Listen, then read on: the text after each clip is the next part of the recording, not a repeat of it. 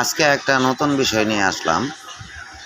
DC auto full charge কার্ডের যে সার্কিটগুলো আছে, এটা ব্যাটারি থেকে লাইন ডিসকানেক্ট করে দেয় ফুল চার্জ কার্ড হইলে।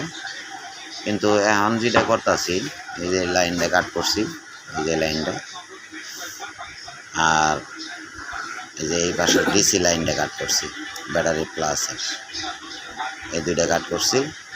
আর এই ফুল চার্জিংয়ের যে এলইডি 1K স্ট্যান্ডটা আছে, এই যে এটা ডিসকানেক্ট করে দিচ্ছি। তারপরে এখান থেকে ট্রান্সফরমার এক তার যাব, আর এসি ইনপুটের এক তার যাব। ফুল চার্জ কার্ড হয়ে গেলে এটা ট্রান্সফরমার লাইন অফ করে দেব। আর এটা অরিজিনালভাবে যা ছিল, এটা ডিসি লাইন কাট করে দিচ্ছে, ব্যাটারি ডিসকানেক্ট করে দিচ্ছে। ট্রান্সফরমার মধ্যে all time continue AC line ঢুকানোই থাকছে। তাতে ট্রান্সফরমার গরম হয়ে গেছে, অল্পতেই সমস্যা হয়েছে। দেখা গেছে ট্রান্সফরমার পুড়ে গেছে, চার্জ ওভার হয়ে গেছে কিংবা চার্জ হয়ই নেই, এরকম হয়েছে। বর্তমানে এইভাবে করলে, এসি কাট করে দিলে সার্কিটটা সুন্দর চলবে।